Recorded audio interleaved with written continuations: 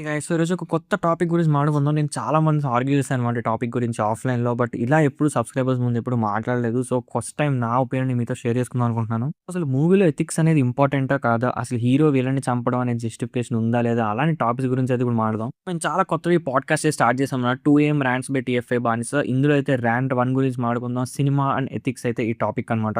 So, video end వరకు చూసేయండి. చాలా ఇంట్రెస్టింగ్‌గా ఉండబోతుంది. చాలా మంచి పాయింట్స్ అయితే మాట్లాడతాను. సో, పక్కా ట్రై చేయండి. సో, నేను చెప్పే విషయం ఏంటి అంటే చాలామంది సినిమాలు చూస్తారో వదిలేస్తారు.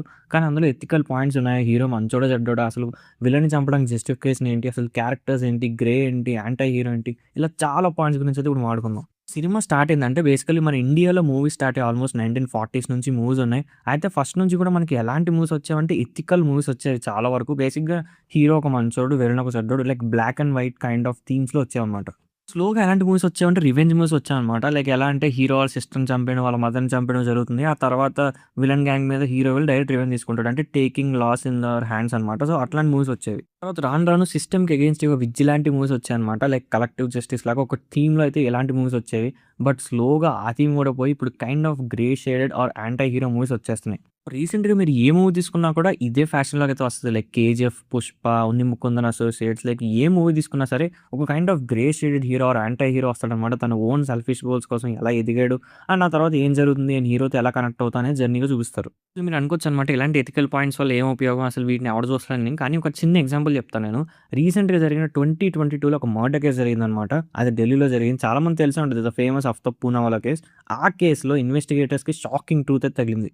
ఇక్కడ ఇన్వెస్టిగేషన్‌లో తేలింది ఏంటి అంటే మర్డరర్ యూజ్ చేసిన ద కిల్లింగ్ వే ఏదైతే ఉందో అది కంప్లీట్‌లీ డెక్స్టర్ నుంచి ఇన్‌స్పైర్ చేసిందంట. నేను ఇండియన్స్‌ని బ్లేమ్ చేయట్లేదనమాట. మీరు రీసెంట్‌గా చూసుకుంటే వరల్డ్ వైడ్ ఇలాంటి ఈవెంట్స్ చాలా జరుగుతున్నాయి. సో, మూవీస్ ఆర్ సీరీస్ నుంచి ఇన్‌స్పిరేషన్‌గా తీసుకొని జరుగుతున్న ఈవెంట్స్ చాలా ఎక్కువున్నాయి. ఇప్పుడు అసలు మీరు అనుకోవచ్చనమాట ఆల్రెడీ వాళ్ళు తప్పు చేయాలనుకునే ఇంటెన్షన్ ఉన్నప్పుడు మర్డర్ గాని, క్రైమ్ గాని ఏదైనా సరే. సో, అప్పుడు వాడు ఏ కంటెంట్ చూస్తే తేడా ఏముంది? వాడు డెక్స్టర్ చూస్తే ఏంటి? గరిక్పాడ్ గారి పర్సనల్ చూస్తే ఏంటి? అల్టిమేట్‌లీ వాడు చేసేది అదే అని మీరు అనుకోవచ్చు. కానీ ఎంతో కొంత ఎఫెక్ట్ చేస్తున్నారయితే నేను అంటాను. దీనికి రిలేటెడ్ నేను ఒక చిన్న ఎగ్జాంపుల్ చెప్తాను. 1961లో బోబో డాల్ ఎక్స్పెరిమెంట్ అని ఒక ఫేమస్ ఎక్స్పెరిమెంట్ జరిగింది. సో, ఇందులో ఏం చేశారంటే ఒక 70 మంది చిన్న పిల్లల్ని తీసుకొని ఒక 35 డివైడ్ చేశారనమాట. అందులో ఫస్ట్ గ్రూప్‌లో ఏం చేశారంటే ఒక డాల్ పెట్టారు. ఆ డాల్‌ని ఏంటంటే జస్ట్ అలా కూర్చోబెట్టారు. ఏం చేయలేదు ఆ డాల్‌తో. ఏదో some kind of show run చేశారు. కానీ సెకండ్ దాంట్లో ఏంటంటే ఒక అడల్ట్ వచ్చేసి ఆ డాల్‌ని కొడుతున్నట్టు చూపించారనమాట. ఇది ఒక 1, 2 అవర్స్ పాటు ఇలానే చేశారంట. ఇదంతా అయిపోయిన తర్వాత ఆ 70 మంది పిల్లల్ని ఒకటే రూమ్‌లో కూర్చోబెడితే ఒకటే డాల్ పెట్టారంట వాళ్ళందరి ముందు. సో, ఫస్ట్ గ్రూప్ ఎవరైతే ఉన్నారో ఆ డాల్‌ని ఏం చేయలేదో చూసిన వాళ్ళు ఏం చేయలేదంట. జస్ట్ నార్మల్‌గా కూర్చున్నారంట. కానీ సెకండ్ గ్రూప్ ఎవరైతే ఆ డాల్‌ని కొట్టడం చూసారో వాళ్ళు వెళ్లి డాల్‌ని కొట్టడం మొదలుపెట్టారంట. ఇలాంటివి మాత్రమే కాదు ఇంకా చాలా ఎగ్జాంపుల్స్ ఉన్నాయన్నమాట. సో, నేనేం చెప్తానంటే మరీ హీరో ఏమి సేవియర్‌లా ఉండి అందరిని ఫస్ట్ నుంచి కాపాడాలని ఏం లేదు. సో, నాకు ఎలాంటి మూవీస్ ఇష్టం అంటే ఒక కైండ్ ఆఫ్ గ్రే షేడెడ్‌తో స్టార్ట్ అయ్యి he could have become a good person. Like నాకు ఇష్టమైన మూవీస్‌లో 'యమదొంగ' ఒక మూవీ. ఎందుకంటే 'యమదొంగ' మూవీ మీరు తీసుకుంటే ఫస్ట్ అంతా మన జూనియర్ ఎన్టీఆర్ అలాంటి స్కామ్స్ చేస్తారు. మ్యాజిక్ షోస్ అయన్నీ ఏవో చాలా చేస్తూ ఉంటారు.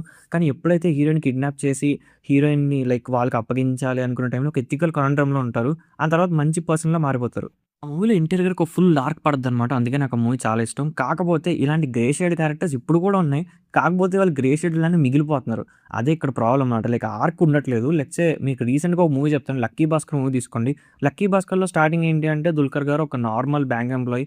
చాలా లాయల్‌గా ఉంటారు. మంచిగా ఉంటారు. అందరికి హెల్ప్ చేస్తారు. కాకపోతే ఒక ఇన్సిడెంట్ వల్ల ఆయన మొత్తం ఇంకా ఆయన మైండ్ సెట్టే మారిపోతుంది. ఇంకా ఎలాగైనా డబ్బులు సంపాదించడం ఫిక్స్ అయిపోతారు. స్కామ్స్ చేస్తారు. ఆ తర్వాత అగైన్ ఆయన మళ్ళీ బ్యాక్ ట్రాక్ వచ్చినట్టు చూపిస్తూనే మళ్ళీ లాస్ట్‌లో స్కామ్ చేసి డబ్బులు తీసుకెళ్ళినట్టు చూపిచ్చేస్తారు. 'లక్కీ భాస్కర్' నేను ట్రోల్ చేయట్లేదు. బికాజ్ నాకు 'లక్కీ భాస్కర్' చాలా ఇష్టం. It's very entertaining. కానీ నా ప్రాబ్లమ్ ఏంటి అంటే ఈ యాక్షన్స్ అండ్ వర్డ్స్ అనేవైతే ఉన్నాయో ఈ మూవీలో అవి కొంచెం ప్రాబ్లమాటిక్‌గా ఉంటాయి. అంటే కొంచెం టెంప్టింగ్‌గా ఉంటాయి. సో, లైక్ ఒక ఎగ్జాంపుల్ తీసుకుందాం 'లక్కీ భాస్కర్‌లో' అందులో 'దుల్కర్' గారు ఒక చిన్న డైలాగ్ చెప్తారు. అదేంటి అంటే పోతే నేను ఒక్కడినే పోతాను. బాగుపడితే నా మొత్తం కుటుంబం అని చెప్పి అది ఎంత టెంప్టింగ్ డైలాగో నాకైతే అర్థమైంది. బట్ చాలా మందికి అర్థమైందో లేదో నాకు తెలీదు. ఎందుకంటే చాలా మంది బ్రింక్‌లో ఉంటారు. లైక్ తప్పు చేసేద్దాం, డబ్బులు కొట్టేద్దాం అనే స్టేజ్‌లో ఉంటారు. కానీ ఏదో ఒకటి వాళ్ళని ఆపుతూ ఉంటది. లైక్ వాళ్ళ ఫ్యామిలీ కండిషన్స్ అవ్వచ్చు, వాళ్ళ లోపల ఉండే ఎథికల్ వాల్యూస్ అవ్వచ్చు. కానీ ఇలాంటివి విన్నప్పుడు వాళ్ళలో ఆ టెంప్టింగ్ అనేది ఖచ్చితంగా రైజ్ అవుతుంది. ఇప్పుడు మీరు అనుకోవచ్చనమాట ఈజీగా నన్ను తిట్టుకోవచ్చు. లైక్ అంటే ఏంటి బ్రో నీ ప్రకారం అన్నీ మంచి మూవీసే రావాలా? హీరో చాలా మంచోడు, విలన్ చాలా చెడ్డోడు. ఆ kind of black and white theme మళ్ళీ మనం తీసుకురావాలా ఓల్డ్ 70స్, 80స్ థీమ్ అని చెప్పి. నేను అది చెప్పట్లేదు. నేనేమంటున్నానంటే ప్రతి యాక్షన్‌కి ఒక కాన్సిక్వెన్స్ ఉండాలని చెప్తాను. ఇప్పుడు 'లక్కీ భాస్కర్‌లో' వాళ్ళు స్కామ్ చేసిన తర్వాత ఏదో ఒక కాన్సిక్వెన్స్ ఉండాలి కదా! లైక్ ఫైనల్‌గా కాన్సిక్వెన్స్ ఉన్నప్పుడే ఆడియన్స్‌కి ఏదో ఒక వస్తుంది. ఓకే. ఈ యాక్షన్ చేయడం వల్ల ఈ కాన్సిక్వెన్స్ వచ్చింది. సో, ఇది మనం చేయకూడదు. ప్రాబబ్లీ ఒక హింట్ ఇవ్వాలి ఆడియన్స్‌కి. అలాంటి మూవీస్ ఉంటాయంటారా మీరు నన్నడిగితే ఖచ్చితంగా ఉంటాయి. Like let's say one of the example నా ఫేవరెట్ ఒకటి చెప్తాను. ఏంటి అంటే 'డ్రాగన్' మూవీ. ఈ మూవీ తీసుకోండి. ఈ మూవీలో ప్రదీప్ రంగనాథన్ గారు ఇలాగే చేస్తారు కదా! ఫస్ట్ ఆయనకి జాబే ఉండదు. లైక్ అనుపమ కూడా వదిలేసి వెళ్ళిపోతారు. ఆ తర్వాత ఆయన సమ్ ఫ్రాడ్ చేసి జాబ్ కొడతారు. అయితే జాబ్‌లో చాలా బాగా ఫ్లరిష్ అవుతారు. లైక్ చాలా మేనేజర్ స్టేజ్‌కి వెళ్ళిపోతారు. యూఎస్ వెళ్ళిపోయే ఛాన్స్ వస్తుంది. మళ్ళీ పెళ్లి చేసుకోవడం ఛాన్స్ వస్తుంది. ఇదంతా వచ్చినా కూడా స్టిల్ ఆయన లాస్ట్‌లో అది వదిలేస్తారు. బికాజ్ ఆ మెంటల్ ప్రెషర్ తట్టుకోలేకపోతారు. ఆ మెంటల్ ప్రెషర్ మాత్రమే కాదనమాట. ఎంతో కొంత ఎథికల్ వాల్యూస్ ఆయనలో ఉన్నాయని చూపించడానికి ట్రై చేసి ఫైనల్‌గా ఒక డెలివరీ బాయ్‌ని చూపించారు క్లైమాక్స్‌లో. Which is a very unique feet. ఎందుకంటే అది ఎవ్వరు చేయరు. చాలా కష్టం బయట లైఫ్‌లో ఐ అగ్రీ. కానీ మూవీస్‌లో అట్‌లీస్ట్ అలా చూపిస్తే జనాలకి ఎంతో కొంత యాక్షన్ అండ్ కాన్సిక్వెన్స్‌కి రీజన్ అర్థమవుతుందని నా ఒపీనియన్. కానీ 'లక్కీ భాస్కర్' ఎగ్జాంపుల్ మళ్ళీ తీసుకొస్తాను. ఎందుకంటే 'డ్రాగన్ వర్సెస్ లక్కీ భాస్కర్' మీరు తీసుకుంటే ఫైనల్ ఎండింగ్ వచ్చేసి 'డ్రాగన్‌ది' నాకైతే చాలా సాటిస్ఫైయింగ్‌గా అనిపించింది. 'లక్కీ భాస్కర్' మాత్రం నాకు అనిపించలేదు. Because hero didn't face any consequence అనమాట. లైక్ హీరో గెలవాలి అనే ఒక థీమ్‌లో పెట్టేశారు. But still I didn't like that. కానీ 'డ్రాగన్' క్లైమాక్స్ నాకు చాలా బా నచ్చింది. ఇదే థీమ్‌లో మాట్లాడాలంటే ఇంకో మూవీ తీసుకోండి. లైక్ 'దృశ్యం 1 అండ్ 2' తీసుకుంటే అందులో కూడా ఆ ఫ్యామిలీ వచ్చేసి అనుకోని ఒక సిట్యుయేషన్ ఎదుర్కొంటారు. ఒక వ్యక్తిని మర్డర్ చేయాల్సొస్తది. దాన్ని కవర్ అప్ చేయాల్సొస్తది. లైక్ పోలీసులందరిని మేనేజ్ చేయాల్సొస్తది. Hero master mind. ఈ చుట్టూనే చాలా వరకు ఆ ఫ్యామిలీ ఫేస్ చేసే బాధ, పెయిన్, స్ట్రెస్ అంతా చాలా బాగా చూపించారు 'జీతు జోసెఫ్' గారు. దానివల్ల ఏంటంటే మీకు వాళ్ళేదో మర్డర్ చేసేసి ఫైనల్‌గా బయటకొచ్చేసి హ్యాపీగా బతికేస్తున్నాడు సిట్యుయేషన్ అయితే ఖచ్చితంగా ఉండదు. బికాజ్ ఆ ఫ్యామిలీ అనుభవించే పెయిన్ చూస్తే మీకే అర్థమైపోద్ది. ఓడియమ్మ! ఇదేం లైఫ్‌రా బాబు అని చెప్పి. లైక్ లిటరల్లీ అంతే కదా! ప్రతిసారి మోహన్ లాల్ గారు నెక్స్ట్ స్టెప్స్ కోసం వెయిట్ చేస్తూనే ఉంటారు. ఎప్పటికప్పుడు మదన పడుతూనే ఉంటారు తన ఫ్యామిలీ గురించి. ఫైనల్‌గా వీడియో కంక్లూడ్ చేసే ముందు ఒక్క మూవీ గురించి అయితే మాట్లాడతాను. Which I found very problematic in recent Indian movies అనమాట. అదొచ్చేసి 'ఉన్ని ముకుందన్ అసోసియేట్స్.' దట్ మూవీ చాలా ఫేమస్ అయింది. చాలా పెద్ద హిట్ అయింది. ఓటీటీ రిలీజ్ అయ్యాక లైక్ కంప్లీట్ ఆ డబ్బింగ్ రైట్స్ అనేవి వచ్చాక తెలుగులో కూడా చాలా మంచి రెస్పాన్స్ వచ్చింది. సో, నేను దాన్ని ఏం తప్పు పట్టట్లేదు. మూవీ యాక్చువల్లీ చాలా ఎంటర్‌టైనింగ్‌గా ఉంటుంది. మీరు చూడకపోతే ట్రై చేయండి. నేను కాదనట్లేదు. హీరో ఇన్నర్ వాయిస్ కూడా చాలా ఫన్నీగా ఉంటుంది. సో, నా పాయింట్ ఏంటి అంటే is it really ethical? Is it really correct అని చెప్పి. ఎందుకంటే లైక్ అంటే ఇప్పుడు ఏదైనా ఒక డ్రివెన్ హిడెన్ పర్పస్ ఉండాలి కదా హీరోకి. ఇప్పుడు లెట్స్ సే 'కేజీఎఫ్‌లో' అట్‌లీస్ట్ వాళ్ళ అమ్మ కోసం అని కవర్ చేశారు. 'పుష్ప' ఏంటంటే లైక్ వేరే పర్పస్. సో, అలా హీరోకి పర్పస్ ఏమైనా ఉందా అంటే లేదు. Completely selfish and very dangerous purpose.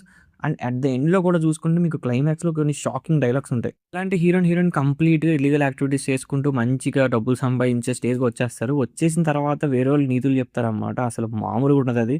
Like climax ఎలాంటి డైలాగ్స్ ఉంటాయంటే లైక్ ఇలాంటి తప్పులు చేసిన వాళ్ళే పైకొస్తారు. లైక్ ఆర్ ఇల్లీగల్ యాక్టివిటీస్ చేసిన వాళ్ళే పైకొస్తారు. వాళ్ళే డబ్బులు సంపాదించగలరని చెప్పినప్పుడు నాకైతే అసలు అర్థం కాలేదు. అది ఎందుకు పెట్టారు ఆ డైలాగ్ అని చెప్పి. ఈ 'లక్కీ భాస్కర్‌లో' అదే కొంచెం బెటర్ అనిపిస్తది. ఏంటి అంటే అందులో వాళ్ళు తప్పులు చేసినా కూడా ఎంతో ఒక లైట్ మెంటల్ కాన్సిక్వెన్సెస్ ఉంటాయి. ఫైనల్‌గా ఎస్కేప్ అయిపోతారు. ఏదో ఒకటిలెండి. అంటే మీకు ఎక్కడ కూడా వీళ్ళు తప్పులే చేయాలి, తప్పులు చేయకపోతే బతకలేం అని ఎక్కడ చెప్పడు. లైక్ అలా వదిలేస్తారు. But 'Mukundan associates' is very dangerous. ఎందుకంటే ఎండ్‌లో మీకు ఆ డైలాగ్స్ వస్తాయి. చాలా ప్రొవోకింగ్‌గా ఉంటాయి. లైక్ తప్పులు చేసిన వాళ్ళే పైకొస్తారు. ఇల్లీగల్ యాక్టివిటీస్ చేసిన వాళ్ళే డబ్బులు సంపాదిస్తారని చెప్పడం ఈస్ వెరీ క్లీషేడ్. నాకైతే అస్సలు నచ్చలేదు ఆ పాయింట్. అలా చెప్పకుండా వదిలేయాల్సింది. బట్ అది చెప్పడం మాత్రం నాకైతే చాలా క్రేజీ అనిపించింది. That's all for the video guys. నా థాట్స్ అండ్ ఒపీనియన్స్‌ని ఈ వీడియోలో మీతో షేర్ చేసుకున్నాను. మీ ఒపీనియన్ ఏంటి? దీని మీద సినిమా అండ్ ఎథిక్స్‌కి ఏమైనా సంబంధం ఉందంటారా? లేకపోతే ఎలాంటి మూవీ అయినా చూసేయొచ్చంటారా? కింద కామెంట్స్‌లో మాతో షేర్ చేసుకోండి మామ. ఇంకా వీడియోస్ కోసం మా ఛానెల్‌ని సబ్స్క్రైబ్ చేసేయండి. ఇంకా ఇలాంటి క్రేజీ ఇంట్రెస్టింగ్ పాడ్‌కాస్ట్ ముందుకొచ్చేస్తాం. Thank you. Bye bye.